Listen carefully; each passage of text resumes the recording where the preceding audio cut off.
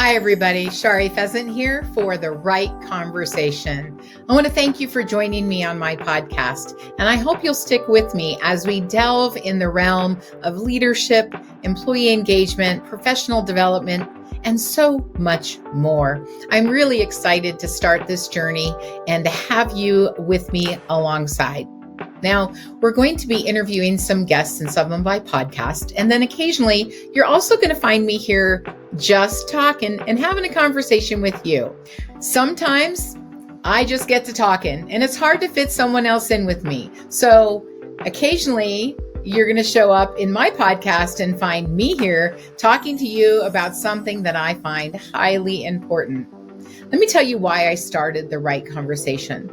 The Right Conversation is really about how I don't think that communication is really the problem on a team. People say that communication is the biggest problem on a team, and I highly disagree with that. Look, I've been in business for a very long time, and if that were the true problem and we haven't solved it yet, then I think we have a different problem that we need to talk about, like how to solve problems, how to figure out what the problem really is. I think that the real problem is that we don't have the right conversations, and that involves 5 specific things. You need to talk to the right person about the right thing. Look, the first mistake we make is we talk to the wrong person about the right thing all the time, or we talk to the right person about the wrong thing. We do that a lot. So those 2, just getting that straight, would be very helpful in having the right conversation. However, let's move on to step 3. Step 3 is about at the right time, like making sure that this person is ready to receive it, making sure that you are verbiaging it correctly, using the right language, that you're able to come across in the right way, which brings me to number 4 is the right tone. So it's about talking to the right person about the right thing at the right time in the right tone. That's 4. Those are 4 things that you need to do. And yet there is one more. By the way, tone, you can say the same thing in 2 different tones and it comes across 2 different ways. I'm going to get you. I'm going to get you. I'm going to get you. That all sounds very different in the different tones, doesn't it? So I just want you to understand that tone and intonation is very important. And number 5 is with the right intentions. Look, I've had lots of conversations with people where they're talking to me to teach me a lesson, to show me they're better than I am. They haven't happened for many years, but in the old days, I went through a lot of that before I got my current training. I'm currently a master axiologist. I'm a 5 Science of Self behavior analyst and a growth strategist. I'm a talent development expert, and I can help you bring your team to the table in a way like you've never seen them before. For me, what I do is I develop human capital potential to bring profits into business while improving happiness, cooperation, achievement, and engagement. So if you're looking for someone to come in and change things for your team or yourself, those are the things I like to do. I like to say I climb rock walls. Because the space between leaders and teams is difficult today. The workforce has changed with the new generations. They have a new way of thinking, and there's a new expectation that they have. So the great resignation, the quiet quitting, and now the big breakup, those things are happening because our work environments are not at the level that they expect in order to bring their best self to the table. Now, we can call it entitlement. I remember when I first started speaking about 6 years ago, and people were really, maybe even 8, right? People were into the millennials and how entitled they were. And by the way, I raised millennials. I thought like a millennial before they were ever even born. And I would say to my audience, look, how many of you have millennials? Raise your hands. By the way, look, my hand's up too, right? Because I want to get in that canoe with them.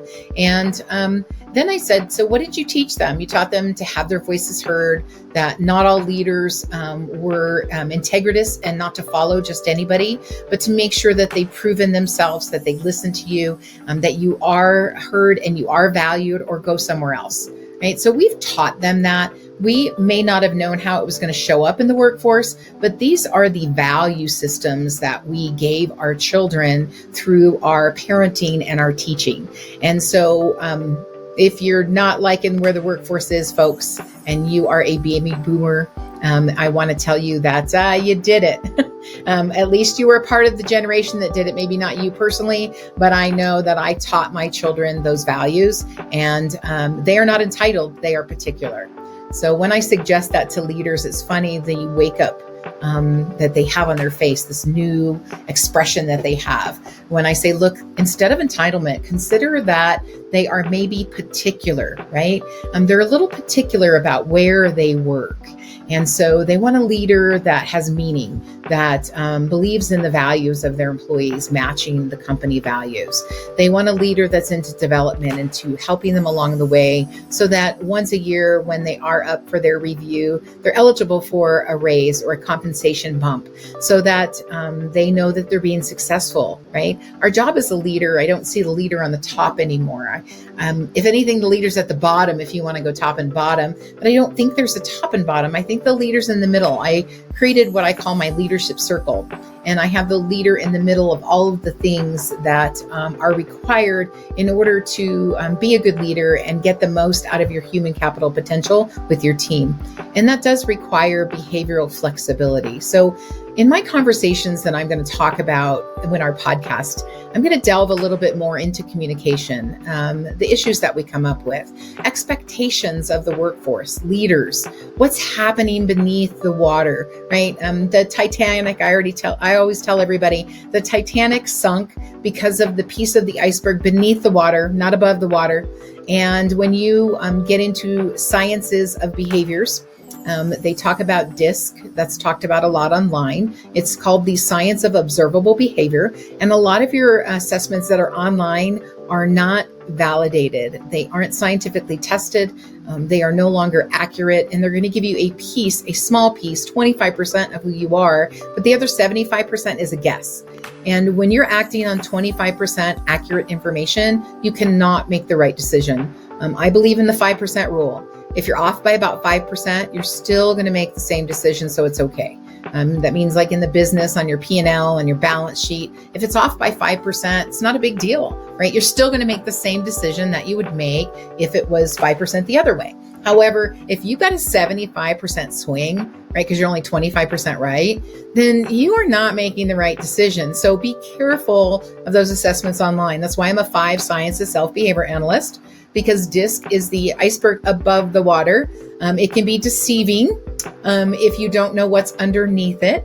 And so you ask, Shari, what are you referring to? Like, what's underneath it? Well, we have 4 more sciences. We have EQ, so emotional intelligence. That's about understanding how to read the feeling of the situation, right? How to be motivated. What is your self-regulation? What is your social regulation? What is your self and social awareness? All of those pieces go into emotional intelligence. Along with that, we have your driving forces. That's what motivates you. What makes you get up in the morning, why you do what you do. When you make a decision, this is what's going on in the back of your head and your subconscious to allow you to either say yes or no to that decision. So what's important to you, what drives you, your driving forces. So we've got EQ, we've got driving forces. We also have your competencies. So competencies are typically not seen when you first meet somebody or in an interview. I can tell you what my competencies are, but you won't experience them until I've worked with you for some time. And so your competencies, we measure 25 specific competencies that are required by a professional. When you are well developed in at least 18 areas of these 25 competencies, including team building, decision making, futuristic thinking, negotiation, there's lots of important competencies to have as a professional. When you are well developed in 18, then we consider you a superior performer.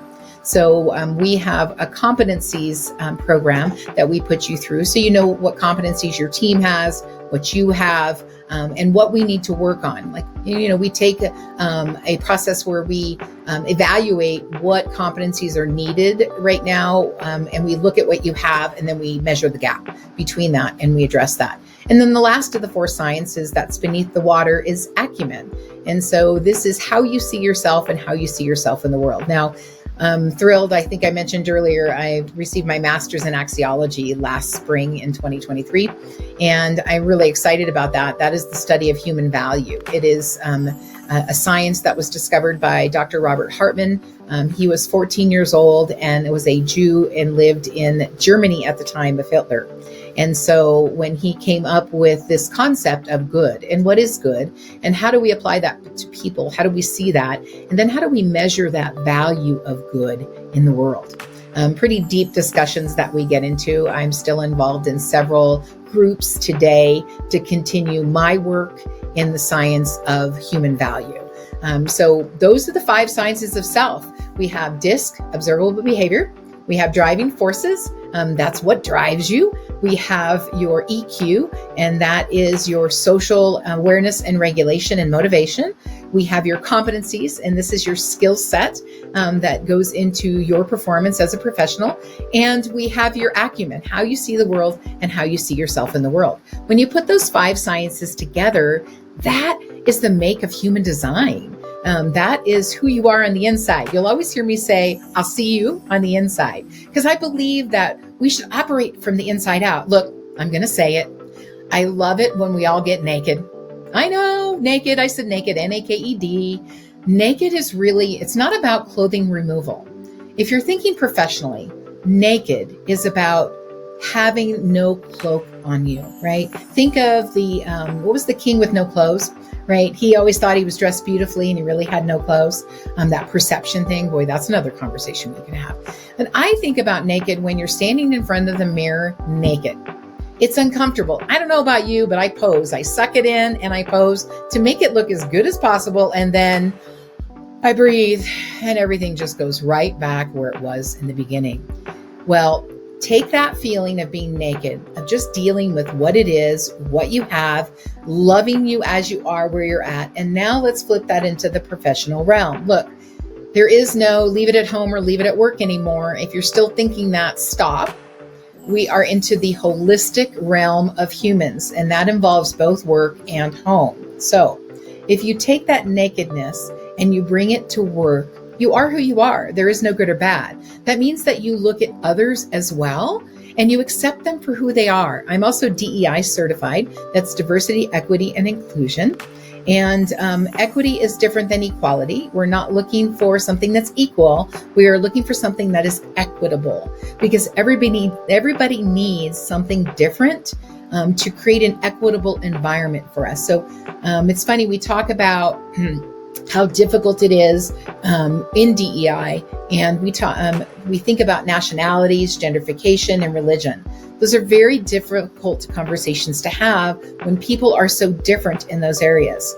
However, I tell our group often, look, I'm in the realm of DEI. That is your day-to-day DEI. And this is about, you don't behave like I do. You don't think like I do. You don't motivate like I do. Thereby, you are not like me, and I don't accept you. So I think that if we as humans would just focus on that, focus on accepting each other's behaviors, that even though you're different than me and I'm different than you, that it's okay. I think we're dealing with the most important area of DEI that we could do to change the world. Literally change the world.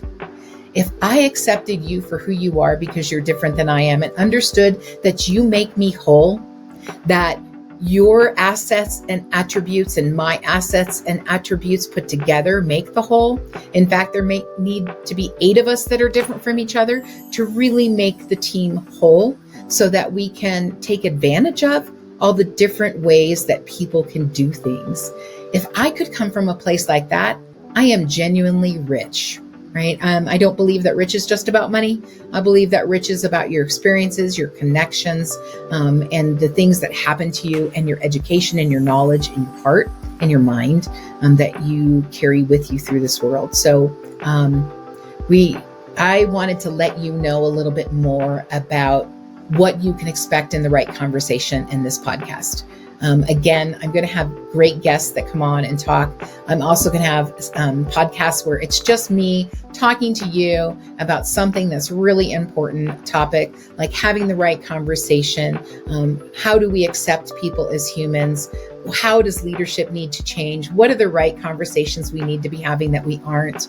And how do we change the workforce and what those expectations are?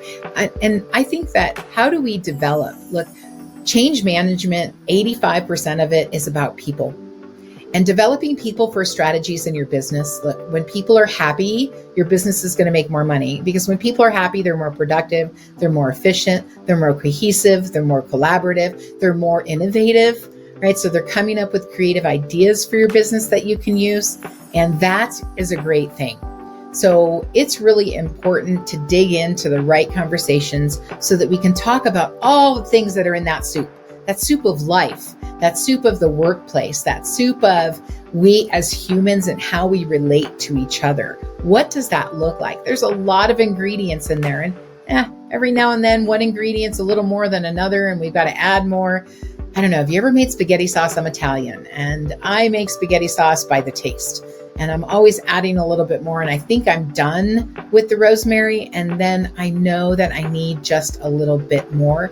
And I add some more to it, even though I thought I was done. So think of that in your recipe of life, of people first strategies. As a growth specialist, I deal with the different stages of growth that businesses go through. The different modalities of leadership, the 27 challenges that come up for businesses, specifically at certain times in your business.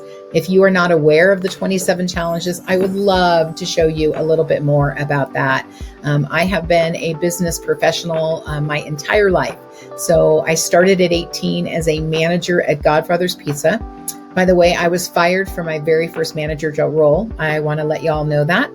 So it doesn't matter where you come from, where you get can always be amazing when you learn from your mistakes, right? We always say we learn more from our mistakes, yet we do not embrace that statement. And I mean embrace it by, hey, I made a mistake. Let me lean into that and see what I learned instead. Oh, that's terrible. I didn't make that. And some people even justify, I didn't make that mistake. I was done that way on purpose because, you know, those people, that justification thing. Yeah.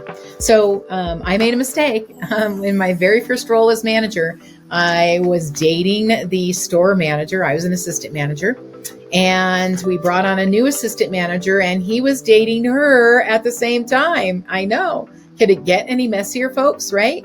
And she told me about it when we were making pizzas on the front line. And there was just some conversation going back and forth. I was not as emotionally intelligent as I am now. I was not as mature as I am now either. And I gave her a good old slap on the face. Yeah, can you imagine the trouble I'd get in today for that? Oh my, that was back in 1982, 81, something like that. I know, terrible to admit it to y'all. Hope you don't go away from my podcast for it. I'm just kidding. We've all had those stories, right? I got fired from my first management job at Godfather's Pizza. Now, I also helped them with develop and frame their delivery program. So they had not yet delivered pizza. Pizza was not yet being delivered. And I helped them format and frame their delivery service. So I was a superstar with them. I just made a mistake, right? It was a personal mistake. And funny how those can get you at work. Are y'all thinking about some things you've done? Thank you. I appreciate that vulnerability. I'm being vulnerable with you right now. Now, I went on to run 5 clothing stores very successfully. Ended up in Reno, Nevada, where I met my soulmate, the man I will be with forever. And here I am still. I've been through a few different things. I think I was a millennial before millennials were millennials. I think we counted my jobs one time. It was 13. So I've had 13, 14. I think millennials are going to have 17. So I'm almost a millennial. I'm a wannabe millennial, right? Before we retire.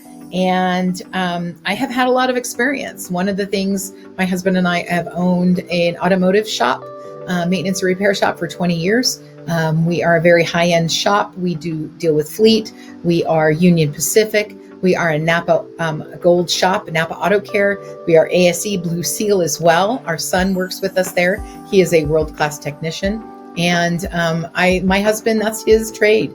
That's what he does. That's what he loves. He was working for UPS. And after the strike, there was some tumultuousness and he left.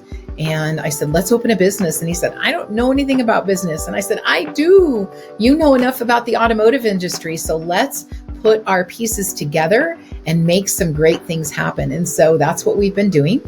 We also have a few rentals, and I have my consulting company that I've had for 10 years. And I have spent the last 10 years, I started out working with shops, and I haven't done that for some time. I've been in 16 different industries now, including the real estate market, insurance, high finance, the trades, both plumbing, electrical, and landscaping. I have worked in several different offices, just office work. So a lot of different corporate. I have been in warehousing and manufacturing. And so a lot of different industries. And I work on the same thing in all of them, the people and the processes. And I start with the people. When you understand your people, then and only then will you understand your processes and how to make them what you need to bring the most net to your bottom line, right? Look, if you're in business to make profit. That means you have to bring something to the net for your shareholders, for your investors, or for yourself. And if you're not doing that, there may be a reason why. I don't know that you need to cut costs. I think that potentially you need to rev up the velocity of your team. You need to look at your capacity and your potential and figure out if you're really reaching that. Are you being innovative and efficient? And that's what I like to do. So we do one-day team trainings. We do 90-day services. We can do a stress map of your team to tell you what is bothering them the most. And typically it shows you a crack in the foundation of the company or the business. And funny, you don't seem to see it until it is pointed out to you by a collaboration of innovation, of ideas from all of the people. So that is what I do. And my podcast, The Right Conversation, is named The Right Conversation because I found in my hundreds of thousands of hours and lots of thousands of people and dozens of teams that I've worked with, maybe even hundreds of teams at this point that I've worked with, that communication is not the biggest problem on the team. The biggest problem on the team is that we aren't having the right conversations. We're having meetings just to have meetings. We're having one-to-ones that are very shallow. Think about how you say hi to somebody. Hi, how are you? I'm fine. How are you? I'm fine. Think of that initial conversation with somebody that is just blah, right? I remember when I worked with an executive coach and she taught me about the word TRY, try. And we were talking for about 20 minutes on the phone and she said, stop right now. I was like, what's going on? And she said, do you know that you've said the word TRY 16 times in 20 minutes? I said, what? Because she spelt it, right? I couldn't get it. T what? And she said, TRY. Oh, try. Okay, yeah. And she said, have you not been taught not to say that word yet? And I said, well, obviously not if I said it 16 times. And she said, well, let me teach you.